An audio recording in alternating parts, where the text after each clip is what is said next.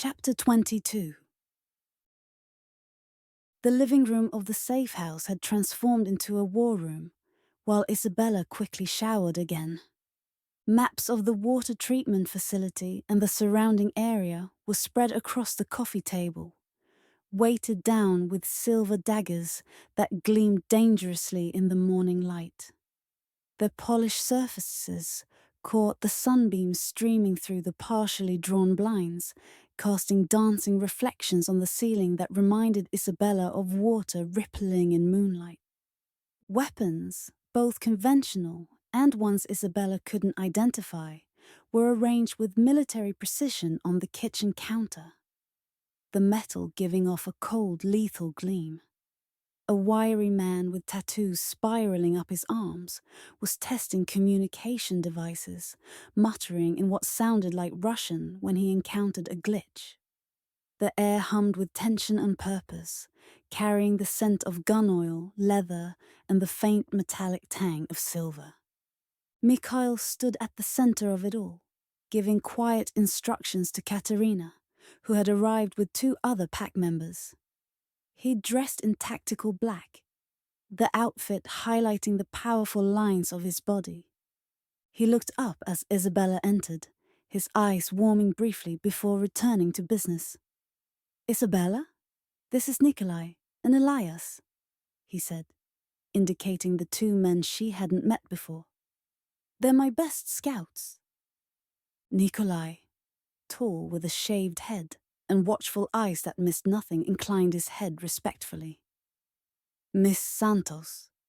His voice was deep, his accent thicker than Mikhail's, suggesting more recent immigration. Elias, shorter with a compact build and quick, restless movements, gave her a curious once-over. His nostrils flared slightly, a wolfish gesture that made Isabella uncomfortably aware she was being scented. The air between them seemed to vibrate with his assessment, like a subtle electricity passing over her skin. "Human," he noted, surprise evident in his tone. "Interesting choice, Alpha." "Careful," Katerina warned, her tone light but eyes hard as flint as she assembled what looked like specially modified ammunition. The implied threat hung between them, palpable as a storm front. "I didn't mean," Elias began, backtracking quickly, hands raised in conciliation. "It's fine," Isabella interrupted, approaching the table with the confident stride she used in courtrooms. There was no sign of hesitation, no hint that she felt out of place among these supernatural predators. The hardwood floor creaked slightly beneath her feet, the sound oddly comforting, a reminder of solid, ordinary things in this extraordinary situation. "I am human. That's actually an advantage for what we need to do." Mikhail raised an eyebrow, a silent invitation for her to continue. His stance shifted subtly, angling toward her, giving her the floor. The authority in the room seemed to flow toward her, like iron filings aligning to a magnet. Isabella pointed to the map, falling naturally into the role of strategic planner, a role she'd played many times in task forces targeting organized crime. The paper felt rough beneath her fingertip, worn at the creases from previous use. "Viktor's expecting you, not me. He knows you'll come for Damon and is prepared for werewolves. His focus will likely be on you." "You want to be the one to get Damon out," Mikhail realized, his expression darkening. "Absolutely not." The Alpha's command in his voice was unmistakable, making Nikolai and Elias instinctively take a half-step back. The sound seemed to reverberate through the room, settling into Isabella's bones like the bass notes of a powerful symphony. "I'll be safer than any of you," Isabella argued, leaning forward, unconsciously mirroring his posture. She'd faced down cartel lawyers and corrupt judges, One alpha lichen wouldn't intimidate her from speaking her mind. The edge of the table pressed against her thighs, grounding her. I don't register on whatever supernatural senses he's using to track you. I'm trained in extraction operations from my work with witness protection, and Damon trusts me. Nikolai made a sound of grudging approval, tilting his head thoughtfully. She's not wrong, Alpha. His eyes assessed Isabella with new respect. Viktor will expect wolves, not a human operative. She has no defenses against him, Mikhail countered, jaw tight, the muscle ticking beneath the stubble. His protective instinct radiated from him in almost palpable waves, warm and oppressive at once, like standing too close to a bonfire. If he catches her scent. So mask it, Isabella suggested, unintimidated by his intensity. There must be ways to do that. Her gaze moved to Katerina, identifying the female wolf as her most likely ally in this argument. Katerina nodded slowly, reaching back to tighten her ponytail. The light caught the red strands, making them glow like embers. We have methods, herbs, preparations. She studied Isabella with newfound respect, professional to professional. It won't hide her completely, but at a distance. I don't like it, Mikhail stated flatly, hands planted on the table, shoulders rigid. The wood seemed to creak beneath his palms, a subtle reminder of the strength he kept carefully leashed. Isabella moved around the table to stand directly before him, invading his space deliberately. A power move that made Elias's eyebrows rise in surprise. The air between them felt charged, crackling with tension and something more elemental. She caught his scent, spice and pine, overlaid, now with the sharp tang of concern. I understand that, but this is what I do, Mikhail. I've spent my career protecting witnesses from powerful predators. She met his gaze steadily, unwavering. The only difference is species. A muscle jumped in his jaw as he struggled, caught between alpha authority and tactical necessity. The others watched silently, tension crackling between the human woman and their leader. Somewhere outside, a bird called sharply, the sound slicing through the moment. She's offering to be bait, Elias said, breaking the silence. His fingers tapped restlessly against his thigh, eager for action. The soft drumming seemed unnaturally loud in the tense quiet. We should take advantage of the offer she's making. She is not bait, Mikhail growled, eyes flashing red momentarily, filling with alpha power. Elias immediately lowered his gaze, his body language submissive. She is... He stopped abruptly, surprised by his vehemence. I am what? Isabella challenged softly, refusing to back down even as her heart raced at the display of supernatural power. The question hung between them. Loaded with implications, neither was ready to voice in front of the others. Katerina and Nikolai exchanged knowing glances, a silent communication passing between them. The room seemed to hold its breath. Dust motes dancing in the sunbeams, the only movement. Mikhail forced himself to exhale slowly, the red fading from his eyes. Katerina, show Isabella what she needs to know about silver weapons. Nikolai, adjust the perimeter plan to account for her involvement. Elias, prepare the scent-masking herbs. His tone brooked no argument. He turned to Isabella, voice lowering slightly. We plan together, every step, no improvising once we're in motion. It wasn't a question, but Isabella nodded anyway, recognizing the concession for what it was. Absolutely. As the others moved to their tasks, Mikhail guided Isabella to a quieter corner, his hand at the small of her back, touch light but proprietary, in a way that sent warmth spreading through her. The wall behind them bore faint scars. Claw marks, she realized with a start.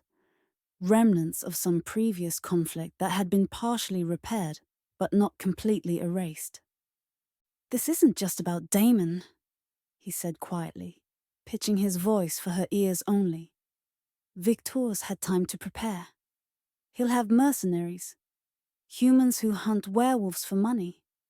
They use silver ammunition, ultraviolet lights to track paw prints, aconite smoke bombs to weaken us." "Professional lichen hunters?" Isabella asked, surprised, her mental catalogue of criminal enterprises expanding to include this impossible new category. "That's a job?" "For people sick enough to enjoy it." His expression hardened, disgust evident in the curl of his lip. "The wealthy have always hired killers. Some just specialize in prey that others don't believe exists." He ran a hand through his hair, a gesture she was beginning to recognize as a sign of stress. "They're exceptionally dangerous to us, but they might not register you as a threat if you appear to be a hostage yourself."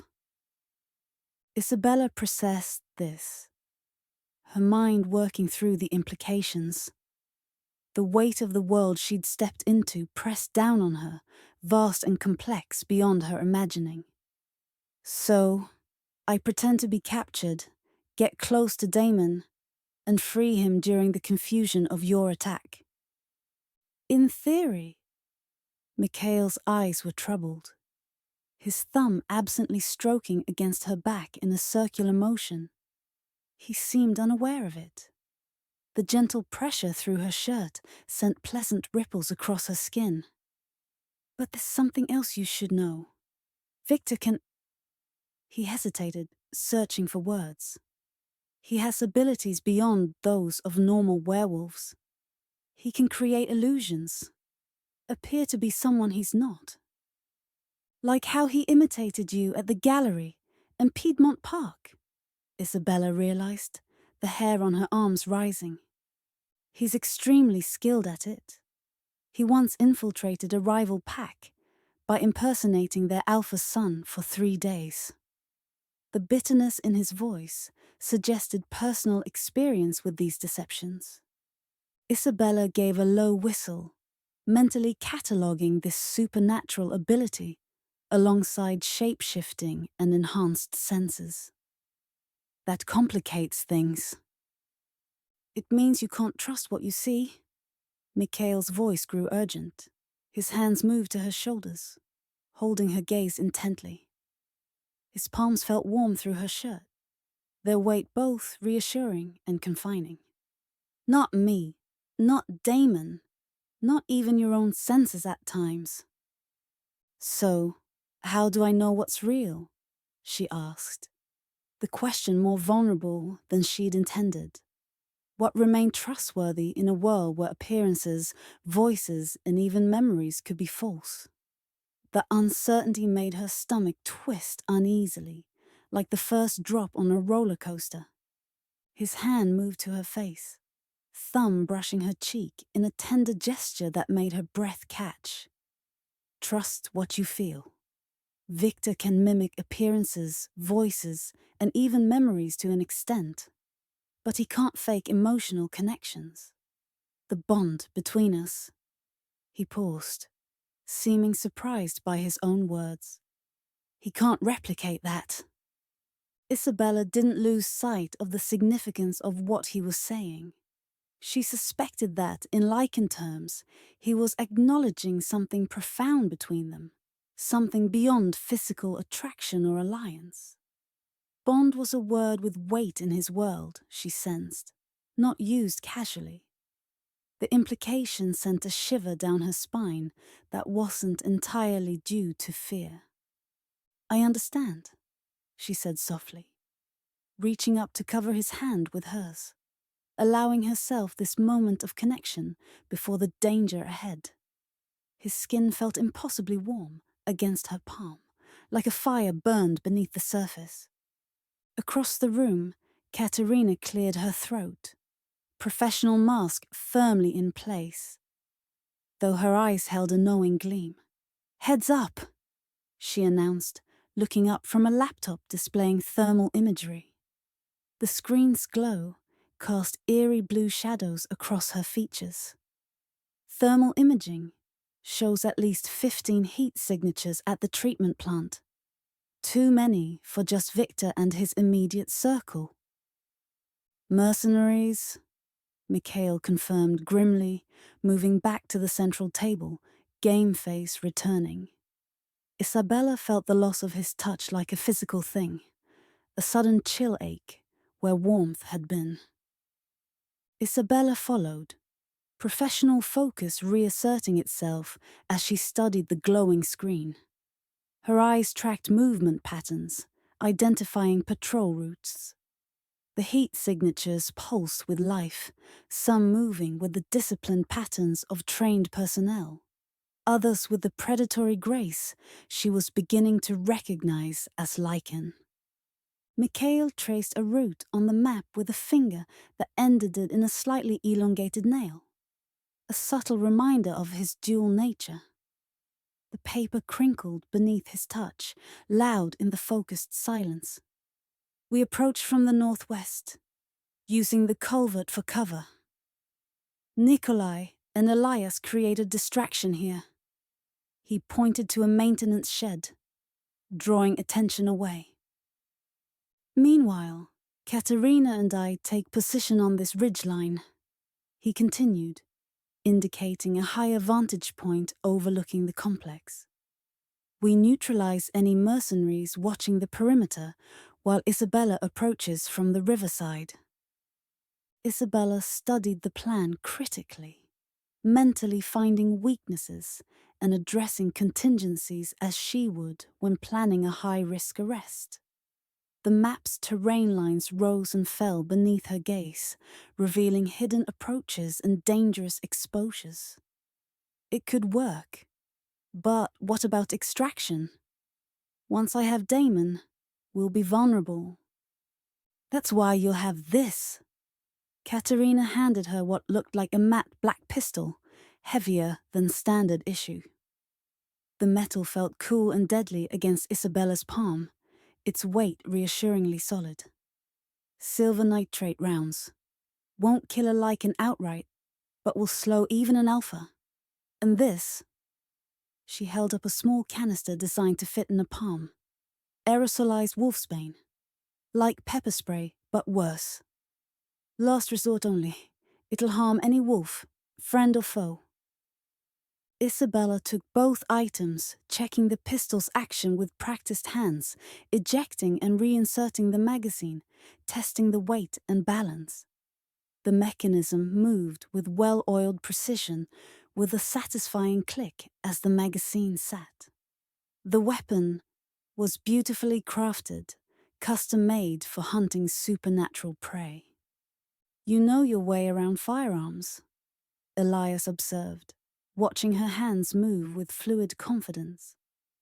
5 years in the violent crimes unit before becoming a prosecutor," she replied without looking up, thumbing the safety on and off. The soft click was familiar, grounding in its normalcy. "I qualified expert on the range." Her tone was matter of fact, no bragging, just a statement of capability. Katerina smiled approvingly, a flash of teeth slightly sharper than regular human teeth. "Good. You'll also need these."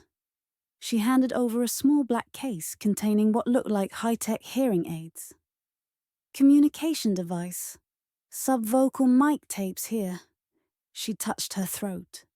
"So you can speak to us without being heard."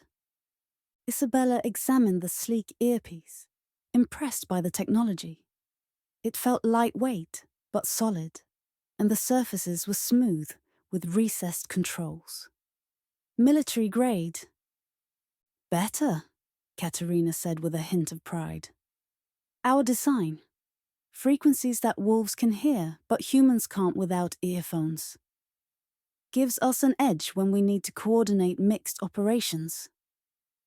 As preparations continued, Isabella watched the pack members' easy coordination.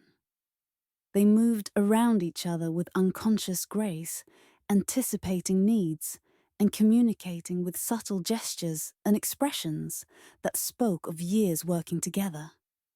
Despite the dangerous situation, there was underlying certainty in their actions, absolute faith in each other and their alpha.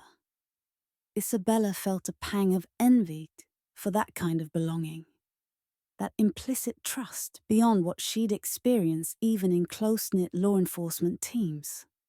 She prayed they found Harper along with Damon. Mikhail approached her again as she secured the holster Katerina had provided, adjusting it for a cross-draw that would work with her jacket.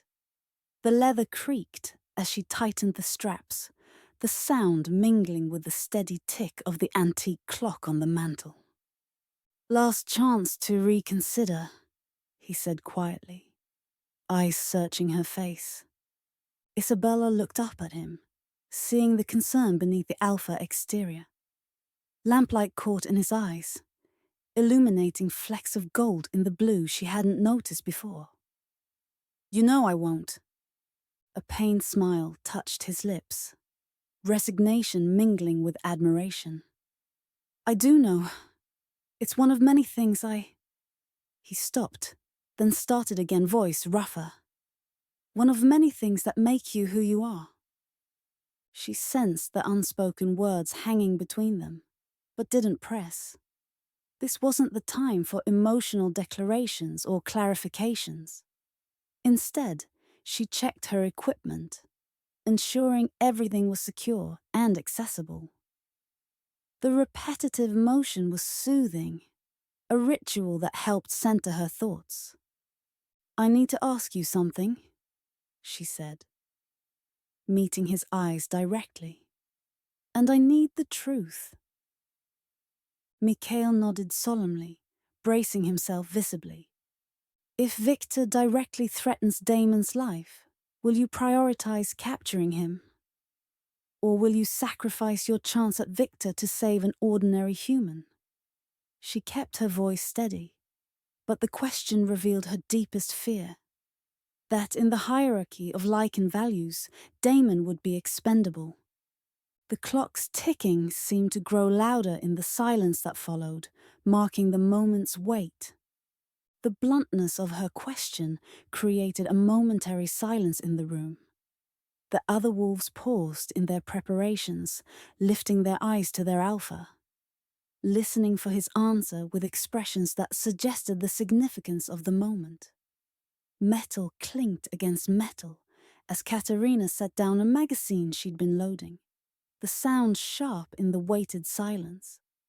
Mikhail didn't hesitate, his voice carrying the weight of alpha decree. Damon's life comes first. Viktor's punishment is second. The tension Isabella hadn't realized she was carrying eased from her shoulders, making her stand straighter. The relief felt physical, as if a band around her chest had suddenly loosened. Thank you. You shouldn't have needed to ask, he said softly, regret flickering across his features. No, she agreed, acknowledging the truth of his statement. But I needed to hear you say it. Nikolai studied the two of them. Why is Viktor going to this much trouble for a human captive? This is not his style. Because Isabella's voice faltered as the answer dawned on her, terrible in its simplicity. She looked at Mikhail, seeing the same realization in his eyes. Because I am Mikhail's weakness now. Mikhail's eyes met hers, ancient and sorrowful. And I am yours. In that moment, the true nature of Viktor's game became clear. This wasn't just about territory or pack leadership. It was about using their connection against them. exploiting the unexpected bond that had formed between human and wolf. The revelation hummed between them, dangerous and intimate at once. Nikolai swore under his breath. "It doesn't change the plan," Isabella said firmly, squaring her shoulders. "If anything, it means we're on the right track. He wants us there." "Into the wolf's den we go," Elias muttered, checking the magazine on his weapon with a sharp click. His expression was grim but alert, a soldier ready for battle. The metallic sound punctuated his words like an exclamation point. "No," Mikhail corrected, his eyes never leaving Isabella's. Something in his face shifted, alpha power rising to the surface, dangerous and magnetic. The air around him seemed to thicken, carrying the electric charge of an approaching storm. "We're bringing the wolf's den to him." As final preparations were made, Isabella felt a strange calm settle over her. Fear remained, but beneath it flowed something more substantial. A certainty that whatever happened at the plant would irrevocably change her life's course. She was walking into darkness, but not alone. The ancient clock on the mantel continued its steady tick, counting down to whatever awaited them. "Ready?"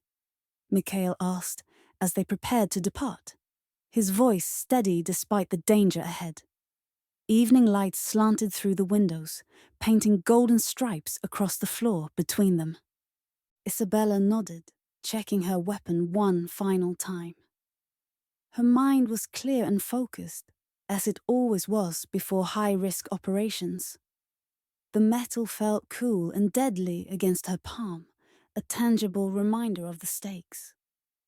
Her answer was simple but absolute. "Ready."